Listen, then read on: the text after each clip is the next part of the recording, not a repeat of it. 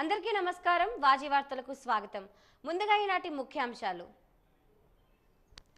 April మొదటి వారంలో mega DSC notification ఇవ్వనున్నాం. జిల్లా కలెక్టర్లతో నిర్వహించిన సమావేశంలో ముఖ్యమంత్రి చంద్రబాబు స్పష్టీకరణ.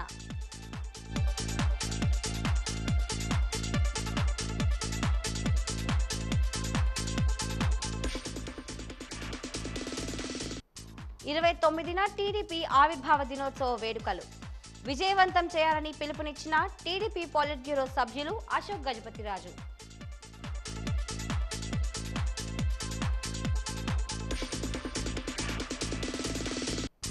ఏక మొత్తంలో ఒకేసారి ఆస్తి పన్ను బకాయిలు చెల్లించినట్లయితే కట్టాల్సిన వడ్డీలో 50% రాయితీ.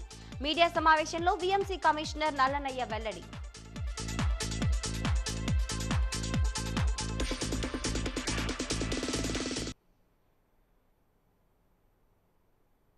ఇప్పుడు పూర్తి వివరాలను పరిశీలిద్దాం. ఏపీలోని నిరుద్యోగులకు శుభవార్త. ఏప్రిల్ మొదటి వారంలో మెగా డిఎస్సి నోటిఫికేషన్ ఇవ్వనున్నట్లు సీఎం చంద్రబాబు ప్రకటించారు. పాఠశాలల ప్రారంభం నాటికి పోస్టింగ్లు ఇవ్వాలని ఆదేశించారు. జిల్లా కలెక్టర్లతో నిర్వహించిన సమావేశంలో చంద్రబాబు మాట్లాడారు. గత 5 ఏళ్లలో ఒక్క వ్యక్తి రాష్ట్రాన్ని విధ్వంసం చేశారు. వైకాపా ప్రభుత్వ పాలనను ప్రజలు ఆమోదించలేదు. గత పాలనతో విసిగి మాకు విస్తృత మద్దతు ఇచ్చారు. రాష్ట్రాన్ని పునర్నిర్మించే ప్రక్రియ చేపట్టాం. సంక్షేమం, అభివృద్ధి, సుపరిపాలన ప్రజలకు అందాలి. వచ్చే నెల మొదటి వారంలోగా మెగా డిఎస్సి నోటిఫికేషన్ ఇస్తాం. జూన్లో పాఠశాలలు తెరిచేలోపు నియామకాలు పూర్తి కావాలని చంద్రబాబు అన్నారు. మే నెలలో తల్లికి వందనం పథకం ప్రారంభిస్తాం. 15,000 రూపాయల చొప్పున ఎంతమంది పిల్లలుంటే అంతమందికి ఇస్తాం. పాఠశాలలు తెరిచేలోగా ఈ పథకం కింద ఆర్థిక సాయం అందిస్తాము. అయోమయంలో పాడేసిన పోలవరం ప్రాజెక్టును గాడిన పెట్టాం. రాజధాని అమరావతి ప్రాజెక్టును 2027లోగా పూర్తి చేస్తాం. ప్రపంచ బ్యాంక్, ఏడీబీ వంటి సంస్థల నుంచి ఆర్థిక సహకారం తీసుకుంటున్నాం. ల్యాండ్ మానిటైజేషన్ ద్వారా ఈ అప్పులు తీరుస్తాం. స్వర్ణాంధ్ర 2047 విజన్కు 10 సూత్రాల ఆధారంగా పనిచేయాలి. రాష్ట్రం, జిల్లా, నియోజకవర్గం, మండలం, గ్రామ సచివాలయ పరిధి వరకు ప్రణాళికలు చేరాల్సిందే. జీఎస్డీపీ, జీవీఏలతో పాటు తలసరి ఆదాయం కూడా గణనీయంగా పెంచాలి. వచ్చే ఏడాదికి 15% ప్లస్ జీఎస్డీపీ సాధించేలాగా కలెక్టర్లకు కృషి చేయాలి. వ్యవసాయం, పరిశ్రమలు, ఫుడ్ ప్రాసెసింగ్ తదితర అంశాలపై ప్రత్యేక దృష్టి పెట్టాలి అని కలెక్టర్లను సీఎం ఆదేశించారు. రైల్వే లైన్ వచ్చింది. విశాఖపట్నం రైల్వే జోన్ వచ్చింది. విశాఖపట్నం స్టీల్ ప్లాంట్కి 11,440 కోట్ల రూపాయలు రెవెన్యూ ప్యాకేజ్ ఇచ్చి దీన్ని కూడా సెట్ చేసే పరిస్థితికి వచ్చాం. ఆంధ్రుల సెంటిమెంట్ ఇది. ఆల్ కలెక్టర్స్ అనునిత్యం మీరు గుర్తుపెట్టుకోవాల్సింది, మీ పరిధిలో ఉండే నేషనల్ హైవేస్ అన్ని ఎక్కడ అన్ఇంటరప్టెడ్గా నోబడి షుడ్ ఇంటర్వెన్.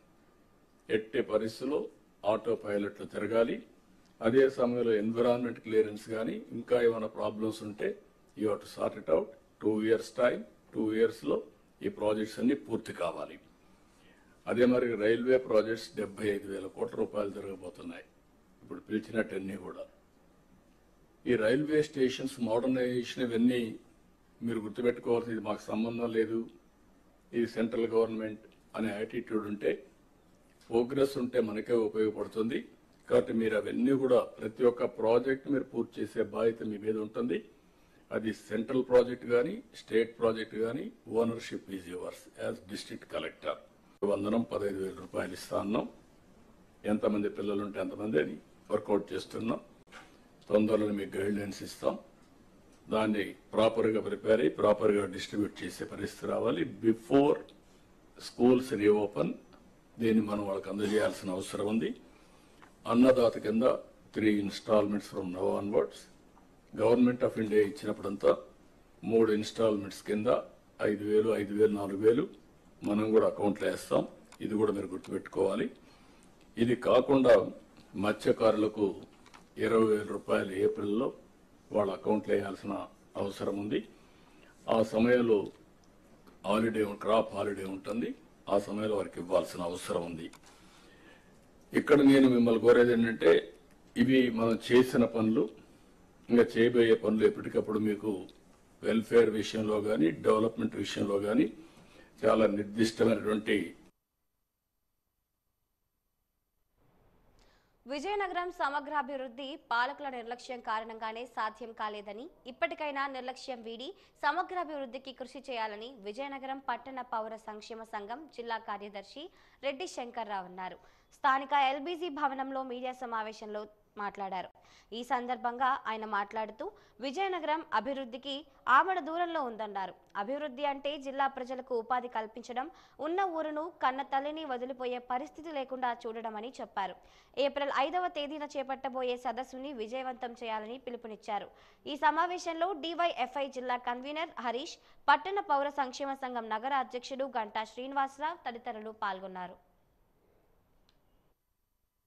ఒకప్పుడు విజయనగరం, కానీ ఈరోజు బీఈడి కాలేజ్ ఎత్తేసారు, అలాగే లా కాలేజ్ ఎత్తేసారు, ఉమెన్స్ కాలేజ్ ఎత్తేసారు, మానస స్కూల్ ఎత్తేసారు.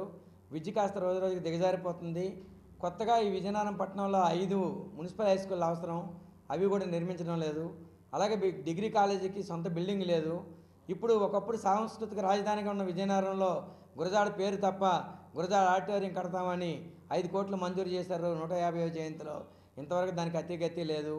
రాబోయే కాలంలో సాంస్కృతిక రాజధాని అభివృద్ధి కావాలన్నా, విజయనగరంగా దీన్ని అభివృద్ధి చేయాలన్నా, అలాగే వైద్యం అభివృద్ధి కావాలన్నా, నీటి వనరులు పుష్కలంగా ఉన్నా కూడా నీరు విజయనగరం పట్టణానికి అందించలేని పరిస్థితి, మురికివాడల అభివృద్ధి కాని పరిస్థితి. ఇటువంటి పరిస్థితుల్లో సమగ్ర అభివృద్ధి కోసం విజయనగరం సమగ్ర అభివృద్ధి అవసరాలు అవకాశాలు అనే పేరుతో ఏప్రిల్ 5వ తారీఖున జిల్లా పరిషత్ సమావేశ మందిరంలో ఒక సెమినార్ ఏర్పాటు చేస్తున్నాం. ఈ అభివృద్ధికి సంబంధించి జరిగే సెమినార్లో యువత యువకులు పాల్గొని జయప్రదం చేయాలని, పాలకులు కూడా పరిశ్రమలన్నీ మూతపడిపోయే జూటు కానీ పంచదార కానీ కొత్త పరిశ్రమల ఏర్పాటు కోసం జీడి, చింతపండు, అలాగే ఈరోజు ఉన్నటువంటి పట్టణంలో అనేక రకాల అవకాశాలు ఉన్నాయి. వాటన్నింటినీ ప్రాసెసింగ్ ప్లాంట్ల కింద పెట్టాలని, మామిడి ప్రాసెసింగ్ ప్లాంట్ ఏర్పాటు చేయాలని, యువకులకు ఉపాధి కల్పించే విధంగా చర్యలు చేపట్టాలని చెప్పి జరిగే ఈ సెమినార్ని యువత యువకులు పాల్గొని జయప్రదం చేస్తారని చెప్పి ఆశిస్తున్నాం. ప్రభుత్వాలు కూడా ముందుకొచ్చి అభివృద్ధికి తోడ్పడాలని విజ్ఞప్తి చేస్తా ఉన్నాం.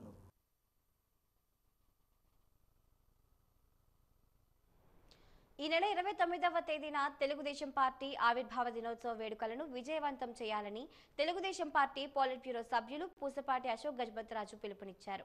జిల్లా తెలుగుదేశం పార్టీ కార్యాలయం అశోక్ బంగ్లాలో ఈరోజు విజయనగరం నియోజకవర్గాల్లో విస్తృత స్థాయి సమావేశం నిర్వహించారు. ఈ సందర్భంగా అశోక్ గజపతిరాజు మాట్లాడుతూ గ్రామాల్లోని వార్డుల్లోనూ 29వ తేదీన ఉదయం 8 గంటలకు పార్టీ ఆవిర్భావ దినోత్సవ వేడుకలు నిర్వహించాలన్నారు. 9 గంటలకు పార్టీ కార్యాలయంలో జరుగుతాయని అన్నారు. గత ప్రభుత్వం విద్యా వ్యవస్థను నిర్వీర్యం చేసిందని అన్నారు. అందుకే ఎన్నికల్లో ప్రజలు వైసీపీకి తగిన గుణపాఠం చెప్పారన్నారు. కూటమి ప్రభుత్వం విద్యా వ్యవస్థను బలోపేతం చేస్తుందన్నారు. లక్షల హెక్టార్ల అడవులను వైసీపీ ప్రభుత్వం నాశనం చేసిందని ఆరోపించారు.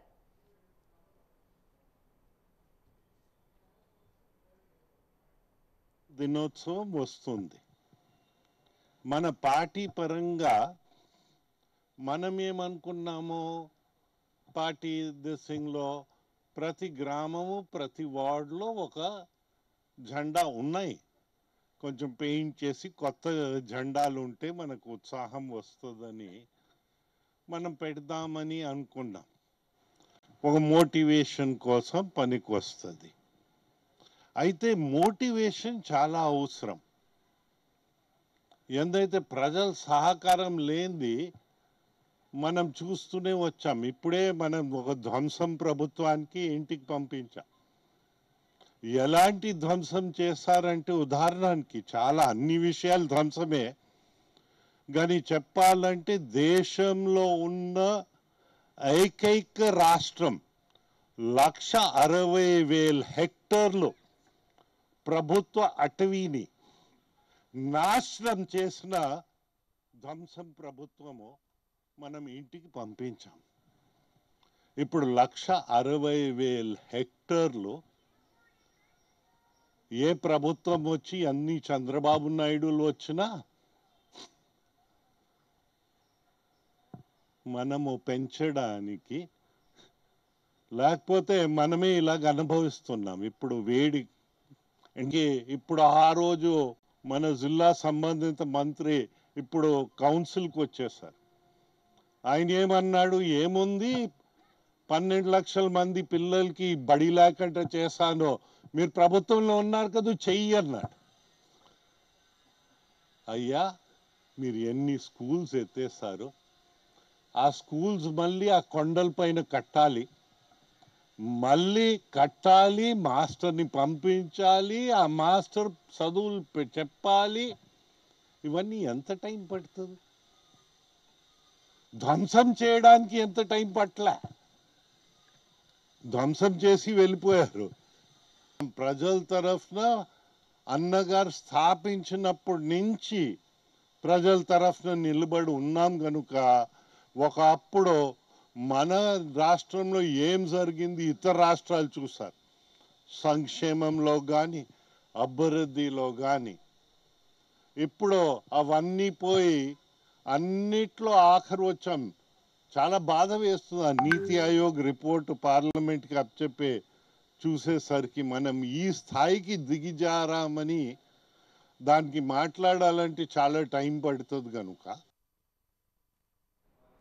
బొబ్బిలి పట్టణం 1వ వార్డ్ 2వ వార్డుకు సంబంధించి దిబ్బ వీధి, ముద్దాన వీధి, పల్లెం వీధి ప్రజలు ఈ రోజు ఎమ్మెల్యే బేబీ నాయనను ఎమ్మెల్యే క్యాంప్ కార్యాలయంలో కలిసి తమ సమస్యలను పరిష్కరించాలని వినతి పత్రం అందజేశారు.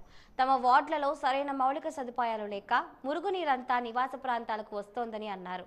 కాలువల నిర్మాణం చేయాలని కోరారు. ఎమ్మెల్యే వెంటనే సంబంధిత అధికారులతో మాట్లాడి సమస్యను పరిష్కరించాలని ఆదేశించారు.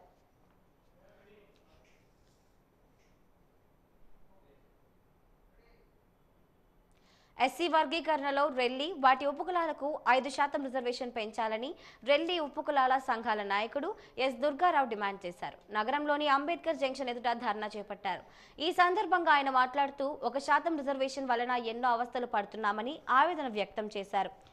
ఎస్సీ వర్గీకరణలో తమకు న్యాయం చేయాలని కోరారు. 5% రిజర్వేషన్ వస్తే ఉద్యోగ ఉపాధి అవకాశాలు పెరుగుతాయని అన్నారు. ఎన్నో సంవత్సరాలుగా రిజర్వేషన్ల కోసం పోరాటం చేస్తున్నామని అన్నారు.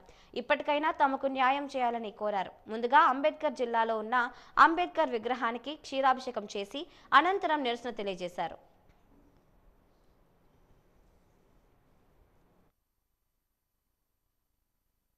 మాకు అసెంబ్లీలో కానీ ఎక్కడ మాట్లాడే నాదుడు లేదు. మా కోసం ఒక 10 నిమిషాలు మాట్లాడే నాదుడు లేదు. మాల మాదిరిలో ఎంపీలు ఎమ్మెల్యేలు ఉన్నారు. ఢిల్లీల కోసం పోరాడే వ్యక్తులు లేరు.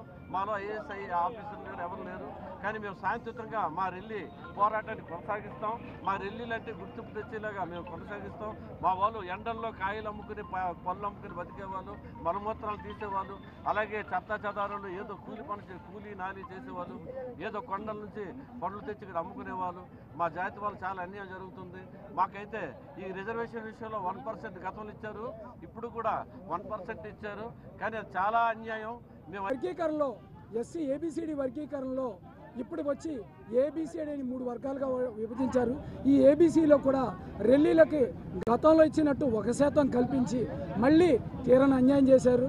అయ్యా ముఖ్యమంత్రి గారు, డిప్యూటీ సీఎం గారు, మీరున్నారన్న ఆలోచనతోటి ఆవేదనతోటి మేము రోడ్ల మీదకి ఇంతవరకు రాలేదు, ఎటువంటి ధర్నాలు చేయలేదు. మాకు మీరు న్యాయం చేస్తారన్న ఆశతోటి మేము మీరు మా వైపు ఉన్నారని ఆశగా చూసాం. కానీ ఇప్పుడు ఈ అసెంబ్లీ సెషన్స్లో మాకు తేటతెల్లమైంది ఏంటంటే రెల్లీలకి ఇప్పుడు కూడా అన్యాయం జరిగింది. గతంలో లాగా 1% ఇచ్చి ఆ 1% కల్పించి అన్యాయం చేశారు. మాల మంత్రులు ఉన్నారు, మాదిగ మంత్రులు ఉన్నారు. మీరు వాటా పంచుకుంటే రెల్లీలకి ఎక్కడ న్యాయం జరిగింది? మాకు న్యాయం జరిగే వరకు మేము ఈ పోరాటాన్ని ఆపం. రాష్ట్రంలో 130,000 మంది రెల్లీలు ఉన్నారు అని అన్నారు. అది తప్పుడు సమాచారం. మీకు ఏ అధికారులు ఇచ్చారో వారిని పిలిపించి వారి దగ్గర సమాచారం తీసుకోండి. ఎందుకంటే ఒక్క విజయనగరం జిల్లాలోనే 120,000 మంది మాలలు, 75,000 మంది రెల్లీలు, కేవలం 50,000 మంది ఉన్న మాదిగలు ఉంటే ఇటువంటి తప్పుడు సమాచారం ఇచ్చిన అధికారులను పిలిపించి మీరు వివరణ కోరండి. మాకు ఈ వర్గీకరణలో న్యాయం జరిగే వరకు కూడా మా పోరుబాట ఆగదు.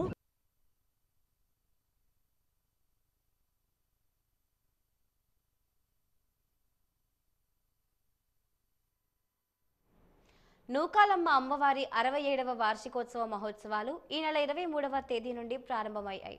28వ తేదీ వరకు ఉత్సవాలు జరుగుతాయని ఉత్సవ కమిటీ కార్యదర్శి ఎడ్ల రాజేష్ అన్నారు. ఉత్సవాలను విజయవంతం చేయాలని పిలుపునిచ్చారు.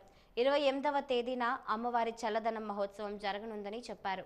అదే రోజు సాయంత్రం 7 గంటలకు నూకాలమ్మ అమ్మవారి ఉత్సవ ఊరేగింపు కార్యక్రమం ఉంటుందని 28వ తేదీన రాత్రి 10:45 నూకాలమ్మ వారి గుడి తలుపులు వేయడం జరుగుతుందని అన్నారు.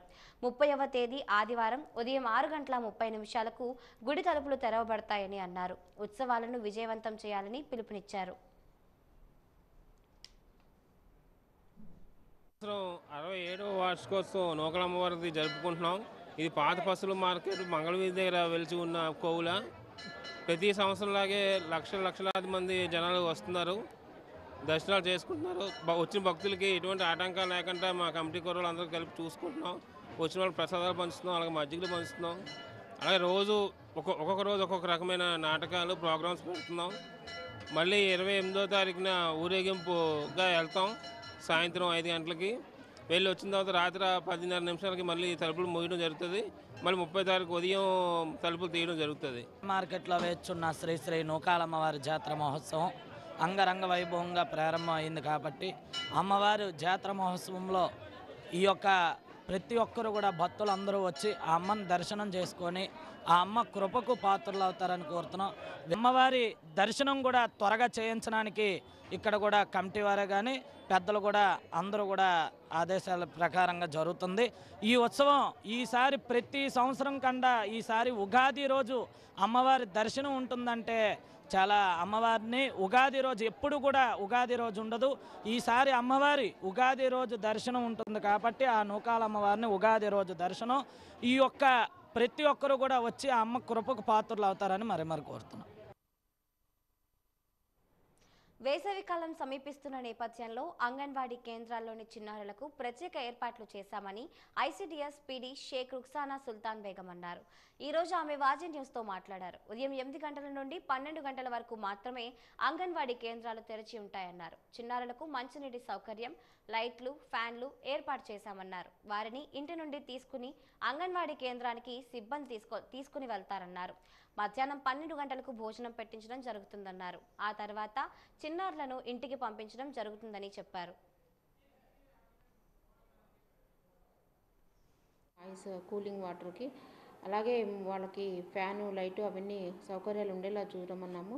అలాగే వాళ్ళు ఎండలో వెళ్లకుండా కవర్ చేసి ఆయమ్మ స్వయంగా జాగ్రత్తగా తీసుకెళ్ళి వాళ్ళని దించేటట్టు మళ్ళీ తీసుకొచ్చి పొద్దున్నే కాబట్టి తీసుకొచ్చేటట్టు 8 కల్లా అంగన్వాడీ సెంటర్ ఓపెన్ అవుతుంది.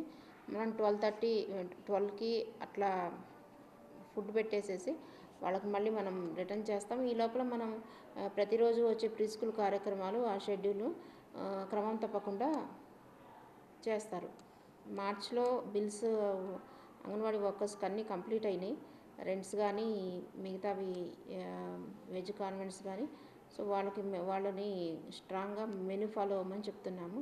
అలాగే anganwadi centres toilets, drinking water కూడా చాలా చోట ఓన్ బిల్డింగ్స్ ఉన్న చోట కంప్లీట్ అయినాయి. సో అంగన్వాడీ సెంటర్కి కావాల్సిన మినిమం బేసిక్ ఫెసిలిటీస్ అన్నీ కంప్లీట్ చేస్తున్నాము. క్యాంప్స్ పెడుతున్నాము. అలాగే పోషన్ ట్రాకర్లో ఫేస్ క్యాప్చర్ అంటే బెనిఫిషరీస్ అందరూ ఇంతకుముందు ఓన్లీ గర్భవతులు బాలింతలు ఉండేవాళ్ళు. ఇప్పుడు బెనిఫిషరీస్ అందరూ అంటే టీహెచ్ఆర్ పిల్లలు 7 months నుంచి 3 years వరకు, 3 to 6 వరకు, అలాంటి గర్భవతులు బాలింతలు అందరూ ఫేస్ క్యాప్చర్ అంటే బెనిఫిషరీ యొక్క ఫేస్ క్యాప్చర్ చేసే అంటే ఇదేంటంటే ట్రాన్స్పరెన్సీ కోసం ఎటువంటి అవినీతి స్కూల్స్లో వేరే వాళ్ళు బోగస్ అటెండెన్స్ లేకుండా ఉండటానికి ట్రాన్స్పరెన్సీగా దేశవ్యాప్తంగా జరుగుతుంది. మన పోషన్ ట్రాకర్లో ఆ ఫేస్ క్యాప్చర్ అనేది చేస్తున్నాము. 80% కంప్లీట్ అయింది. ఏమన్నా వస్తే అది అంగన్వాడీ వర్కర్దే బాధ్యత. అవి తీసేసి వాళ్ళు దించేటప్పుడే తను రీప్లేస్ చేసుకోవాలి. ఒకవేళ నిజంగా పాడైపోయినామని మా దృష్టికి వస్తే కాంట్రాక్టర్తో మాట్లాడి రీప్లేస్ చేయిస్తాము, లేదా అతనికి పెనాల్టీ ఇస్తాము. ఇందాక చెప్పాను కదా.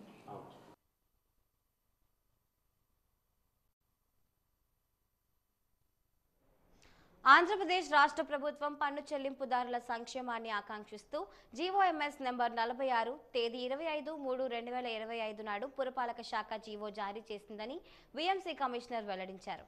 దీని ప్రకారం 2024-25 ఆర్థిక సంవత్సరం వరకు ఉన్న ఆస్తి పన్ను అంటే ఇంటి పన్ను, ఖాళీ స్థలాల పన్ను బకాయిలను తేదీ 31/3/2025 లోపు ఏక మొత్తంలో ఒకేసారి చెల్లించినట్లయితే కట్టాల్సిన వడ్డీలో 50% రాయితీని ప్రభుత్వం ప్రకటించిందని విజయనగరం నగరపాలక సంస్థ కమిషనర్ పల్లి నల్లన్నయ్య ప్రకటన ద్వారా తెలిపారు. అలాగే ఎవరైతే ఈ ఆస్తి పన్నును వడ్డీతో సహా 31/3/2025 తేదీ వరకు ఉన్న బకాయిలను చెల్లించారో అట్టి వారికి 50% వడ్డీ రాయితీ మొత్తాన్ని వచ్చే ఆర్థిక సంవత్సరానికి చెల్లించవలసిన పన్నులో సర్దుబాటు చేయడం జరుగుతుందని వెల్లడించారు. విజయనగరం నగరపాలక సంస్థ ప్రజానీకానికి ముఖ్య విజ్ఞప్తి. ఈరోజు ఆంధ్రప్రదేశ్ రాష్ట్ర ప్రభుత్వం పురపాలక పట్టణాభివృద్ధి శాఖ జీవో 46ని జారీ చేసింది. ఈ జీవోలో ప్రభుత్వం మొండి పన్ను బకాయిదారులకు ఒక అప్రూపమైన అవకాశాన్ని ఇచ్చింది. ఎలా అంటే 2024-25 ఆర్థిక సంవత్సరం వరకు చెల్లించాల్సిన ఆస్తి పన్ను బకాయిలు అంటే ఇంటి పన్ను, ఖాళీ స్థలాల పన్ను బకాయిలు అన్నీ కలిపి ఒకేసారి ఏకమొత్తంగా చెల్లించినట్లయితే చెల్లించాల్సిన వడ్డీలో 50% రాయితీని ప్రకటించింది. అలాగే 2024-25 ఆర్థిక సంవత్సరానికి సంబంధించిన ట్యాక్సే కాకుండా ఈ ఆర్థిక సంవత్సరం వరకు ఉన్న బకాయిలన్నీ కూడా వడ్డీతో సహా ఎవరైతే కట్టేశారో వారికి కూడా ఈ రాయితీని వర్తింపజేస్తూ ఈ వడ్డీ రాయితీని వచ్చే సంవత్సరం వారు చెల్లించాల్సిన ట్యాక్స్లో అడ్జస్ట్ చేయడం జరుగుతుందని కూడా ప్రభుత్వం ఉత్తర్వుల్లో జారీ చేసింది. కాబట్టి ఎవరైతే పన్ను కన్నా వడ్డీ ఎక్కువైందని భావించి పన్ను చెల్లించడానికి భయపడుతున్నారో, వెనకడుగు వేస్తున్నారో వాళ్ళందరూ కూడా ప్రభుత్వం ఇచ్చిన ఈ అద్భుతమైన అవకాశాన్ని 50% వడ్డీ రాయితీ అంటే మామూలు విషయం కాదు, చాలా ఆర్థికపరమైన లబ్ధి చేకూరుతుంది. కాబట్టి ప్రజలందరూ కూడా ఎవరైతే మొండి బకాయిదారులు, ఎవరైతే పన్ను బకాయిదారులు ఉన్నారో వారందరూ కూడా ఈ అద్భుతమైన అవకాశాన్ని వినియోగించుకొని 31 మార్చి 2025 తేదీలోగా పన్ను బకాయిలన్నీ చెల్లించి ఈ రాయితీని పొందాల్సిందిగా కోరుతూ విజయనగరం పట్టణం 34వ డివిజన్ 39వ డివిజన్లకు చెందిన వైసీపీ నాయకులు ఇప్పిలి నాగరాజు, అమరపు శ్రీను, బి రాంబాబుతో పాటుగా సుమారు 60 కుటుంబాల వారు నంబూరి అప్పలరాజు, భాను మహేంద్ర, శ్రీహర్ష, రామానందంతో పాటు సుమారు 70 కుటుంబాల వారు ఈరోజు విజయనగరం శాసన సభ్యురాలు పూసపాటి అదితి విజయలక్ష్మి గజపతిరాజు సమక్షంలో తెలుగుదేశం పార్టీలో చేరడం జరిగింది. ఈ సందర్భంగా అందరికీ పార్టీ కండువా వేసి పార్టీలోకి ఆహ్వానించారు. ఈ సందర్భంగా ఆమె మాట్లాడుతూ ముఖ్యమంత్రి చంద్రబాబు అహర్నిశలు శ్రమిస్తున్నారని చెప్పారు. విజయనగరం నియోజకవర్గ అభివృద్ధికి మరింతగా కృషి చేస్తామని అన్నారు. ఈ కార్యక్రమంలో టీడీపీ నాయకులు పాల్గొన్నారు.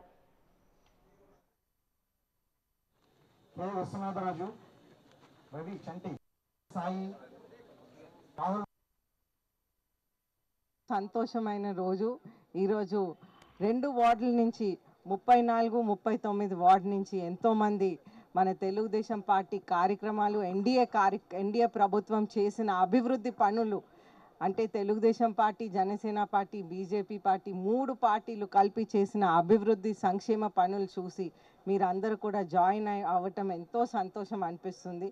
అయితే దీంట్లో పెద్దవాళ్ళు, ముసలి వాళ్ళు, అలాగే యూత్, లేడీసు అందరు కూడా జాయిన్ అయ్యారు.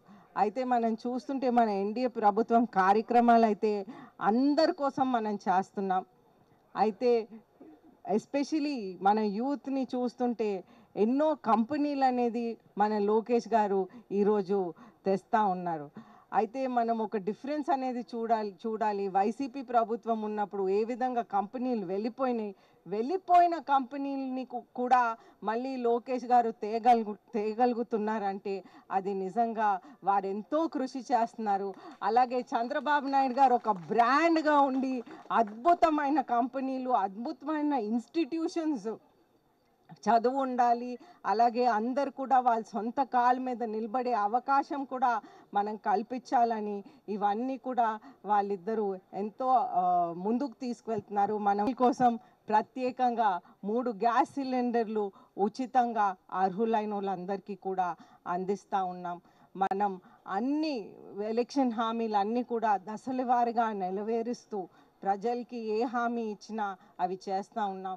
అలాగే మనం చూస్తుంటే మన రాష్ట్రం, మన విజయనగరం బాగుపడాలనే ఉద్దేశంతో మనం ఎన్నో అభివృద్ధి కార్యక్రమాలు ఆల్రెడీ మొదలైనవి.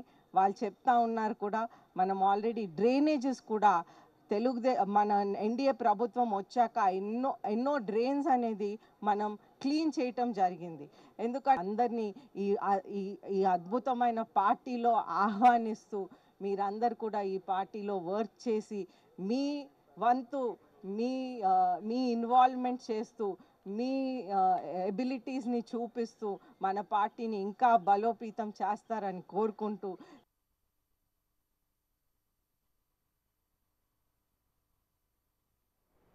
తెలుగువారు జరుపుకునే తొలి పండుగ ఉగాది సందర్భంగా ప్రతి ఒక్కరికి శుభాలు కలగాలని కోరుకుంటున్నామని శ్రీ గౌరీ సేవా సంఘం అధ్యక్షులు ఎంకేబి శ్రీను అన్నారు. ఈ రోజు విజయనగరంలోని ఎన్సీఎస్ థియేటర్ ఎదురుగా ప్రతిరోజు శ్రీ గౌరీ సేవా సంఘం ఆధ్వర్యంలో నిర్వహిస్తున్న నిత్యాన్నదాన కేంద్రం వద్ద గౌరీయుల కుటుంబాలకు గంటల పంచాంగం, ఉగాది పచ్చడి తయారీలో వాడే ముఖ్యమైన మామిడికాయలు, బెల్లాలను ఒక కిట్గా ప్యాక్గా చేసి ఉగాది కానుక పంపిణీ కార్యక్రమాన్ని ప్రారంభించారు. ఈ సందర్భంగా శ్రీ గౌరీ సేవా సంఘం అధ్యక్షులు ఎంకేబి శ్రీను మాట్లాడుతూ ఈ నెల 30వ తేదీన రాబోయే ఉగాది పర్వదినాన్ని పురస్కరించుకుని మా గౌరీయుల ప్రతి ఇల్లు సుఖ సంతోషాలతో ఉండాలని కోరారు. ఈ కార్యక్రమంలో సంఘ గౌరవ అధ్యక్షులు కాండ్రేగుల శేఖర్, ఆడారి నాగేశ్వరరావు, ప్రధాన కార్యదర్శి మొల్లేటి చిన్నారావు పాల్గొన్నారు. రేపు 30వ తారీఖున ఉగాది పండుగ చాలా సంతోషంగా చేసుకొని అందరూ సుఖ సంతోషాలతో ఉండి ఆరోగ్యాలు కలగాలని గౌరీమాతని కోరుకుంటున్నాం. ఈ ఉగాది సందర్భంగా మా సంఘం తరపున ఒక పంచాంగం, ఉగాదికి సంబంధించిన సరుకులు కూడా ప్రతి ఇంటికి పంచడం జరుగుతుంది. అందరూ సుఖ సంతోషాలతో ఉండాలని కోరుకుంటున్నా. గౌరీ సేవా సంఘం ద్వారా మన విజయనగరంలో ఉన్న గౌరులందరికీ ఈ గౌరీ సేవా సంఘం తరపుని పంచాంగ పుస్తకము, అలాగే ఉగాది పచ్చడిని పురస్కరించుకొని ఉగాది పచ్చడికి కావాల్సిన సామాగ్రి అంతా ఎంకేపీ గారి ఆధ్వర్యంలో ఈరోజు పంచడం జరుగుతుంది. సంవత్సరంలో ఎటువంటి ఇబ్బందులు లేకుండా అందరూ ఆరోగ్యాలతో అష్ట ఐశ్వర్యాలతో సుఖశాంతితో వర్ధిల్లాలని, ఇలాగే ఈ యొక్క అందరి యొక్క కమిటీ సభ్యుల సహకారంతో మేము ప్రతి సంవత్సరం ఇటువంటి సేవా కార్యక్రమం ఎన్నో చేయాలని, అలాగే ఈ రోజుకి 1400 రోజులు బట్టి ఇక్కడ అన్నదాన కార్యక్రమం చేస్తున్నాము. అది నిజంగా విజయనగరం చరిత్రలోనే చాలా గొప్ప విషయం. అలాగే ఎవరు చనిపోయిన అంతిమనాదం ఒకటి మా గౌరీ సేవా సంఘం ద్వారా ఇక్కడ సేవలు చేయడం జరుగుతుంది. కనుక ఇలాంటి కార్యక్రమాలు ప్రతి ఒక్కరూ వినియోగించుకోవాలి. సిపిఎం పార్టీ సాలూరు మండల కమిటీ ఆధ్వర్యంలో ఎగువ సెంబి గ్రామం వద్ద నిరసన కార్యక్రమం జరిగింది.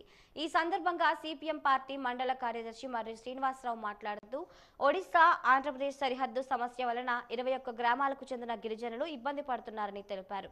ఈ ప్రాంతమంతా 5వ షెడ్యూల్ గ్రామాలుగా ఉన్నాయని, గిరిజనులవి సర్వ హక్కులని తెలిపారు. ఒడిశా ప్రభుత్వం దూకుడుగా గిరిజనులు సాగు భూములను దౌర్జన్యం చేస్తూ లాక్కోవడానికి ప్రయత్నం చేయడం సరికాదని తెలిపారు. ఈ ప్రాంతంలో గిరిజనులవే సర్వ హక్కులని తెలిపారు. గిరిజన చట్టాలను అమలు చేయాల్సిన ఒడిశా రాష్ట్ర ప్రభుత్వం అమలు చేయకుండా వారిష్టరాజ్యంగా చేస్తున్నారని తెలిపారు.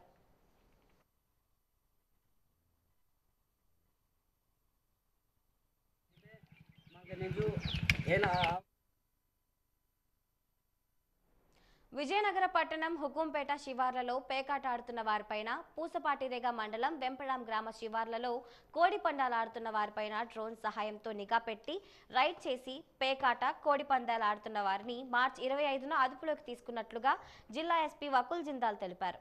జిల్లా ఎస్పీ వకుల్ జిందాల్ ఐపీఎస్ మాట్లాడుతూ విజయనగరం ఎస్పీ పోలీసులకు వచ్చిన ఖచ్చితమైన సమాచారంతో 2వ పట్టణ సిఐటి శ్రీనివాసరావు మరియు సిబ్బంది హుకుంపేట శివార్లలో పార్కింగ్ చేసిన లారీలో పేకాట ఆడుతున్న వారిపైకి డ్రోన్ను పంపి శివారు ప్రాంతంలో కొంతమంది వ్యక్తులు పేకాట ఆడుతున్నట్లుగా నిర్ధారించుకుని వారిపై రైడ్ చేసి పేకాట ఆడుతూ పారిపోతున్న 6 వ్యక్తులను అదుపులోకి తీసుకుని వారి వద్ద నుండి 12,600 రూపాయల నగదును, 6 సెల్ ఫోన్లను స్వాధీనం చేసుకున్నట్లుగా జిల్లా ఎస్పీ వకుల్ జిందాల్ తెలిపారు.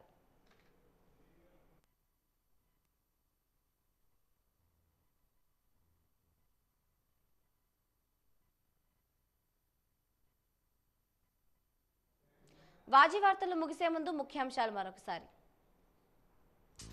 ఏప్రిల్ మొదటి వారంలో మెగా డిఎస్సి నోటిఫికేషన్ ఇవ్వనున్నాం. జిల్లా కలెక్టర్లతో నిర్వహించిన సమావేశంలో ముఖ్యమంత్రి చంద్రబాబు స్పష్టీకరణ.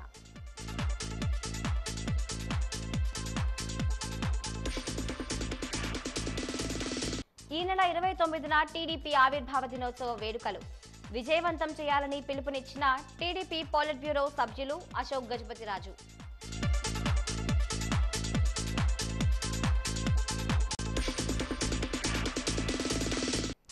ఏక మొత్తంలో ఒకేసారి ఆస్తి పన్ను బకాయిలు చెల్లించినట్లయితే కట్టాల్సిన వడ్డీలో 50% రాయితీ. మీడియా సమావేశంలో వీఎంసీ కమిషనర్ నల్లనయ్య వెల్లడి.